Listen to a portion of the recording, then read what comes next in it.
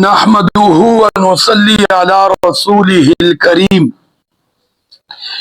اما بعد فاعوذ بالله من الشيطان الرجيم بسم الله الرحمن الرحيم ولقد يسرنا القرآن للذكر فهل من مدكر كذبت عاد فكيف كان عذابي ونذر إنا أرسلنا عليهم ريحا صرصرا في يوم نحس مستمر تنزع الناس كأنهم أعجاز نخل منقعر فكيف كان عذابي ونذر ولقد يسرنا القرآن للذكر فهل من مدكر صدق اللہ العظیم. درود شریف پڑھ اللہم صلی علی محمد وعلی آل محمد کما صلیت علی ابراہیم وعلی آل ابراہیم انکا حمید مجید.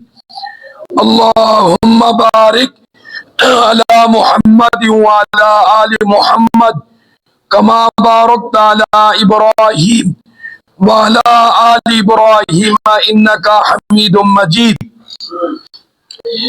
27واں پارہ سورۃ قمر، پہلا رکوع اور آیت نمبر 18، 19، 20، 21، 22، 23 تلاوت کی گئی ہے. ان کے اندر اللہ رب العزت نے خاص طور پہ قرآن کے حوالے سے اور قوم عاد کا جھٹلانا اور ان پر عذاب کا آنا، اس کا ذکر کیا گیا ہے. تلاوت کردہ آیت میں آج پہلی تلاوت وَلَقَدْ يَسَّرْنَا الْقُرْآنَ لِلذِّكْرِ فَهَلْ مِن مُدَّكِرٍ. اس کا ترجمہ تو یہ ہے کہ اللہ رب العزت فرماتے ہیں ہم نے آسان کر دیا قرآن کو لِلذِّكْرِ، نصیحت حاصل کرنے والوں کے لیے، فَحَلْ مِن مُدَّكِرٍ، فرمایا کہ کوئی ہے اس میں غور و فکر کرنے والا. یعنی جو قرآن سے نصیحت حاصل کرنا چاہے تو قرآن اس کے لیے بہت آسان ہے. لیکن یہاں لوگ اب خود بھی دھوکے میں پڑتے ہیں، لوگوں کو بھی دھوکہ دیتے ہیں. وہ دھوکہ کیا ہے کہ یعنی قرآن کھولو، سامنے رکھ لو اور خود ہی غور و فکر کر کے مسئلے نکالو، لوگوں کو بتاؤ، خود بھی اسی پر چلو، جو تمہیں سمجھ آ جائے، جو تمہیں کیا آ جائے بولو. تو نتیجہ کیا نکلے گا؟ سارے بولو گمراہی. نتیجہ کیا نکلے گا؟ ہاں، گمراہی. گمراہی. جس طرح لوگ کہتے ہیں کہ ہم ہی کر لو اور گھر میں ہی دودھ بناؤ، فروخت کرو اور دنوں میں ہی مال ہو جاؤ، مالدار ہو جاؤ. تو یہاں بھی آج کے دور میں کوئی سیکولر قسم کے ذہن والے، سیکولر قسم کے سکالر، ہاں جی، لوگوں کو گمراہ کرتے ہیں. یاد رکھنا، قرآن سے استنباط کرنا، قرآن سے اجتہاد کرنا آج کے دور میں کسی کے بس کی بات نہیں، اللہ ماشاء اللہ کوئی ہو، ورنہ بولو کسی کے بس کی بات نہیں. ہاں، قرآن سے جو حکم ملے اس پر عمل کرنا، قرآن جو نصیحت کرے اس کو لینا، یہ ہر ایک کے لیے ہے، عالم ہو، جاہل ہو، ہاں جی، کوئی بھی ہو.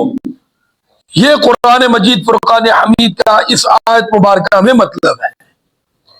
اس کا یہ نہیں ہے کہ جو مرضی اٹھائے اور بیٹھ جائے اور جناب خود ہی غور و فکر شروع کر دے اور وہ کہے جی میں نے قرآن سے یہ سمجھا ہے، یہ تمہیں آگے سمجھا رہے. بھائی جو تو نے سمجھا ہے وہ ٹھیک نہیں ہے.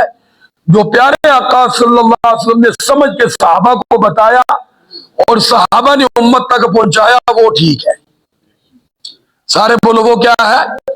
یاد رکھنا ایک طبقہ اس وقت وہ بھی موجود ہے جو کہتا ہے نعوذ باللہ حدیث کی ضرورت ہی نہیں ہے، ہمارے لیے قرآن کافی ہے، بس جو ہمیں سمجھ آ گیا وہی قرآن ہے۔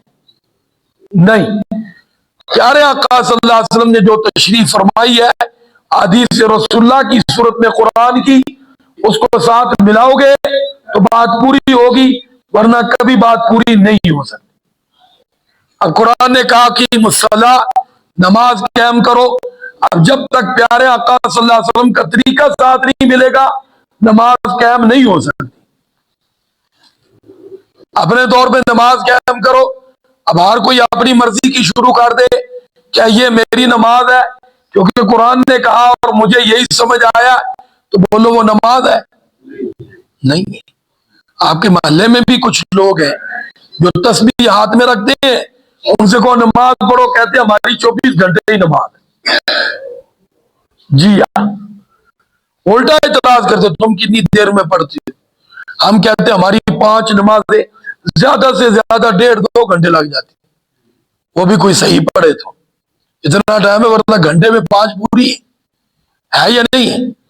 وہ کہتے ہیں تھی گھنٹے پڑھو تو 24 گھنٹے پڑھ رہے ہیں۔ ہاں جی، اب بتاؤ وہ کون سی نماز ہے؟ اور پھر روزوں کے بارے میں آپ دیکھیں، ہر کسی کا اپنا اپنا فلسفہ، زکوٰۃ کے بارے میں دیکھیں، اس لیے جب تک قرآن کے ساتھ حدیث رسول اللہ نہیں لگے گا، عمل میں پیارے آقا صلی اللہ علیہ وسلم کا عمل نہیں آئے گا سامنے، میرے بھائی وہ دین نہیں، وہ دین نہیں۔ تو اس لیے تو آج کل لوگ 40 دن میں سارا قرآن سمجھا رہے ہیں۔ کتنے دن میں بولو؟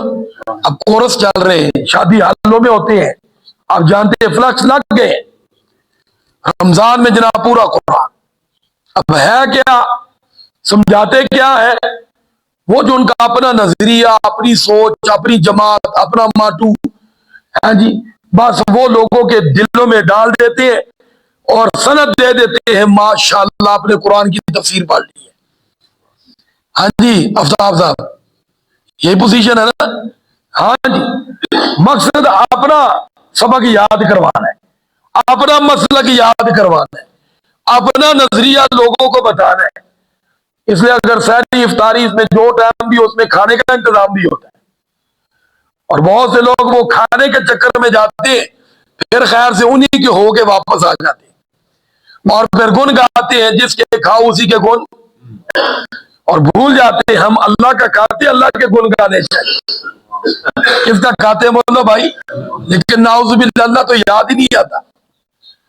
لوگ یاد آتے ہیں جنہوں نے کوئی 10-20-40 دن روٹی کھلا دی، بس اب ان کے گن گائی جا رہی۔ تو یہ میرے بھائی اتنی بھی آسان بات نہیں ہے کہ ہر کوئی اپنے سامنے قرآن لے کے بیٹھ جائے اور منہ نہ متھا جو جناب سامنے بیٹھ کے شروع کر دے سمجھانا اور بات ٹھیک ہے۔ نہیں نہیں نہیں۔ تو بہرحال اللہ رب العزت فرماتے ہیں آگے دوسری آیت میں، قوم عاد کا ذکر کر رہے ہیں۔ یاد رکھنا حضرت نوح علیہ السلام کے بعد پھر ظاہری بات ہے وہ جو 80-82 لوگ بچ گئے تھے، ان میں سے کسی کی نسل آگے نہیں چلی سوائے نوح علیہ السلام کے بیٹوں کی۔ سوائے کس کے بولو؟ بس وہ جو باقی لوگ تھے نا وہ اپنی زندگیاں پوری کر کے اللہ کو پیارے ہو۔ اب آگے حضرت نوح علیہ السلام کے 3 بیٹے، 4 تھے، ایک نافرمان تھا وہ غرق ہو گیا، اور حام، سام، یافس یہ 3 بیٹے، ان سے آگے یہ ساری نسل چلی ہے۔ دنیا میں آج جتنے لوگ ہیں یہ سارے جا کر نوح علیہ السلام پہ روکے جاتے ہیں، نسب میں پھر آگے اوپر چلتا نسب، اس لیے نوح علیہ السلام کو آدم ثانی بھی کہا جاتا ہے۔ تو یہاں پھر اس قوم کو عروج ملنے میں کتنا وقت لگا ہے کسی کو پتا ہے؟ 2000 سال، اوپر 600 سال، یعنی 2600 سال۔ کتنے سال بولو؟ 2600 ہی بنتے ہیں نا۔ 2600 سال نوح علیہ السلام کے بعد پھر یہ قوم اس عروج پر تھی کہ جو آج کی آیت میں اس کا ذکر ہے نا پکڑ کا، تو وہ گویا 2600 سال بعد آگے ان کی پکڑ آئی ہے۔ میرا اور آپ کے دماغ میں یوں ہی خیال آتا ہے یہ مارے گئے، کل وہ مارے گئے، پرسوں یوں ہو گیا، پھر ہم ٹپک پڑے دنیا پہ. یوں نہیں ہوا. ہاں جی، یوں نہیں ہوا. بڑا وقت لگ گیا ہے، اللہ نے بڑی مہلت دی ہے، اور ان لوگوں کی بڑی بڑی زندگیاں ہوتی تھی. نوح علیہ السلام، اس قوم کی طرف نبی آئے تھے. ہود علیہ السلام کون آئے تھے بولو؟ کس کی طرف؟ قوم عاد کی طرف. انہوں نے 400 سال تبلیغ کی ہے. کتنے سال؟ تو اس سے عمریں لگا لو کتنی ہوں. 400 سال. نوح علیہ السلام نے کتنی کی تھی؟ اور ادھر کتنے کام ہو گئے جناب؟ 5.5 کم ہوئے. جی 5.5. اور کتنے رہ گئے؟ 400 سال. پیارے آقا صلی اللہ علیہ وسلم نے کتنی تبلیغ کی؟ 23 سال. کتنے بولو؟ 23 سال. تو یہاں کتنی ہے؟ 400 سال. 400 سال تبلیغ کی، لیکن قوم نے جھٹلا دیا. کذبت عاد، قوم عاد نے حضرت ہود علیہ السلام کی دعوت کو کیا کر دیا؟ جھٹلا دیا. تو فرمایا پھر فکیف کان عذابی ونذر، پھر ہم نے پکڑا تو دیکھو ذرا ہمارا عذاب اور ہماری پکڑ کیسی تھی. آگے ذکر کر رہے ہیں اللہ تعالیٰ کیسی تھی. انا ارسلنا علیہم ریحا. اصل یہ لوگ جو ہے نا وہ کھاتے پیتے خوشحال تھے، لیکن مغرور تھے. وہ ویسے بھی طاقت آئے نا اور کھوپڑی میں عقل نہ رہے کہ اللہ نے دی ہے، بھول جائے بندہ، تو وہ ظاہری بات ہے مغرور تو ہو جاتا ہے. وہ پھر ڈولے بھی دکھائے گا، مکے کو سننے بھی دکھائے گا، تو بھول جائے گا یہ 4 دن کی بات ہے. 4 دن کی چاندنی پھر اندھیرا ہی. لاہور میں ایک پہلوان گزرا جو کئی من یہ دانتوں سے یوں وزن اٹھا لیتا تھا، کئی من. اور اس کے بارے میں آتا بڑھاپے میں وہ سیڑھی کا سٹیپ نہیں چڑھ سکتا تھا، 2 بندے جناب کندھا دیکھ اس کو چڑھاتے تھے. جی ہاں، جب جوانی کا کوئی پڑھتا تھا نا تو وہ کہتا وہ کدھر ہے. بڑھاپے میں دیکھتا تھا وہ مانتا نہیں تھا یہ جوانی میں ایسا ہو سکتا ہے. جی ہاں، تو اس لیے جوانی میں ذرا خیال کرنا چاہیے، اس کے پیچھے وہ بڑھاپا بھی اوزاری والا آ رہا ہے. تو بہرحال اللہ رب العزت فرماتے ہیں کہ ان پر ہم نے کیا بھیجی؟ ہوا. اور قداور کتنے تھے کہ یہ کھجور کے تنے سے زیادہ ان کا لمبا قد تھا، کیونکہ کہتا ہے کھجور کے تنے کو یوں ہی اکھیڑ دیتے تھے. تو قد ظاہری بات اس سے لمبا ہوگا تو کرتا ہے. جس طرح گندم کا تنا ہمارے یہاں آتا ہے، عموماً یہاں آتا ہے نا ناف تک، اس لیے تو ہم اس کو کھیڑنا چاہے تو اوپر سے یوں پکڑے تو اگرچہ ہم سے جڑے تو نہیں، اس کی نکلتی درمیان سے ٹوٹ جاتا ہے. ہماری پاور اتنی ہے، اللہ ماشاءاللہ کوئی نکل آئے ورنہ درمیان سے کیا ہو جاتا ہے. لیکن ان کی پاور کا حال یہ ہوتا تھا کہ وہ کھجور کا تنا جڑوں سمیت باہر آتا تھا. اس لیے مغرور تھے، کوئی ہے ہم سے مقابلہ کرنے والا. تو اللہ نے فرمایا ہم اپنی مخلوق میں سے چھوٹی سی مخلوق بھیجیں گے. ریحان کیا بھیجی بولو؟ ہوا. فرمایا سرسرن مسلسل چل رہی تھی، 7 رات 8 دن چلی. کون بولو؟ وہ ہوا. ہفتے میں کتنے دن ہوتے ہیں؟ 7 دن. تو یہاں یہ ذہن میں رکھے، یہ جو منحوس یا اللہ تعالیٰ نے فرمایا ہے، اصل میں تو دن کوئی بھی منحوس نہیں ہے. اب کوئی جناب وہی بات عقل کندہ کہتا قرآن میں بھی تو آیا ہے نا، تو اس سے پوچھو جناب جمعۃ المبارک منحوس ہے یا بابرکت ہے؟ سارے بولو. ہے وہ تو بیچ میں تھا، جمعہ بھی بیچ میں تھا. تو اسے کہتے ہیں پیر، تو جناب پیروں کا دن ہے، وہ بھی بیچ میں تھا. تو اسے کہتے ہیں جمعرات، وہ بھی کیا ہے؟ بیچ میں تھا. تو اسے کہتے ہیں بدھ کم سود، وہ بھی بیچ میں تھا. تو دن تو کوئی بھی باقی نہیں تھا. اس لیے یہ جو یہاں منحوس تھا ان کے لیے منحوس تھا، دن منحوس نہیں تھا، لیکن ان کے لیے منحوس بن گیا کیونکہ وہ تباہ ہو گئے. جس طرح ہم کہتے ہیں یار میرے لیے آج کا دن بڑا مصیبت کا دن، تو بھائی دن مصیبت کا نہیں، وہ میرے پہ جو مصیبت آئی ہے وہ آج کے دن، اس لیے میں کہتا ہوں یہ بڑا مصیبت کا دن۔ تو اس لیے اللہ رب العزت فرماتے فی یوم نحس مستمر، فرمایا وہ منحوس وقت ان پر ایسا آیا جس نے ان کی بد عملی کی نحوست کی وجہ سے ان کو تباہ کر دیا۔ تباہ کیسے ہوئے؟ تنزع الناس، اللہ نے ان کی جڑیں اکھیڑ دی، جو کھجوروں کی اکھیڑتے تھے اللہ نے ان کی اکھیڑ دی، آپس میں ٹکرا ٹکرا کے مار دیا، باہر سے کسی کو نہیں بھیجا۔ جس طرح آج بھی عذاب کی ایک صورت یہ ہے، خاندانوں کا آپس میں لڑنا، بھائیوں کا آپس میں لڑنا، باپ اور بیٹے کا آپس میں لڑنا، ماں اور بیٹی کا آپس میں لڑنا، بتاؤ ہے یا نہیں؟ سارے بولو جی، یہ بھی عذاب ہے، اور یہ اللہ معاف کرے سخت عذاب ہے۔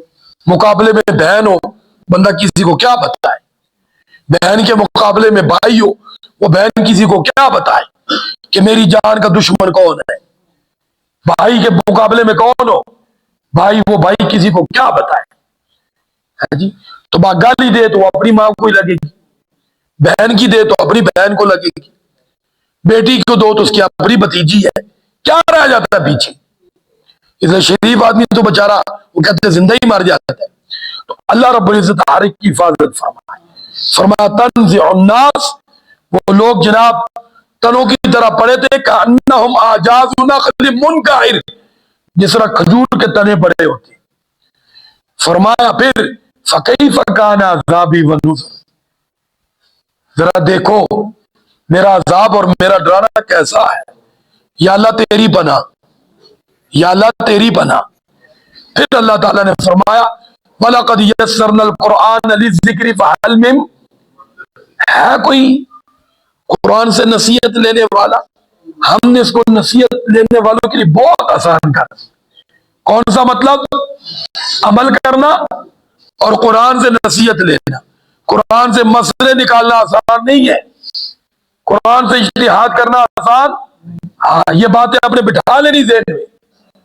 اس لیے کوئی نئی بات ایسی کرے نا، قرآن کی آیت پڑھے اس کو بریک لگا لے، اس پر حدیث رسول اللہ پڑھا، حدیث پڑھا، اس مسئلے پر حدیث رسول اللہ پڑھا، صحابہ کا قول ذکر کر، نہیں تو چپ ہو جا۔ اللہ رب العزت فرماتے ہیں فَهَلْ مِن مُدَّكِرٍ، کیا ہے کوئی نصیحت حاصل کرنے والا، غور کرنے والا؟ یا اللہ ہم حاضر ہیں، توفیق عطا فرما۔ وآخر دعوانا ان الحمد للہ رب العالمین۔ جمعۃ المبارک ہے، سورۃ کاف کی تلاوت خصوصی طور پہ اگر انسان پوری نہیں پڑھ سکتا، نہیں پڑھا ہوا، تو چھوٹی چھوٹی اس کی آیات ہے، 10 آیات مبارکہ کو یاد کر لے اور اپنا ورد بنا لے، پڑھتا رہے، اللہ تعالیٰ ہر فتنے سے محفوظ کرے۔ سورۃ اخلاص 100 مرتبہ، ایمان پر شکر کا کلمہ 100 مرتبہ، الحمدللہ رب العالمین۔ جمعہ پڑھ کے قبرستان میں جائیں، سب سے پہلے تو میرے بھائی ان پر احسان چڑھانے کے لیے سے نہ جائیں، اپنے لیے عبرت حاصل کرنے کے لیے۔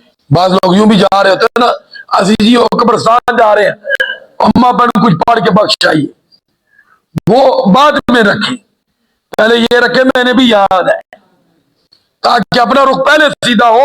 جب ہمارا سیدھا ہو جائے گا تو ہمارا ہر عمل والدین کے لیے سال ثواب بن جائے گا۔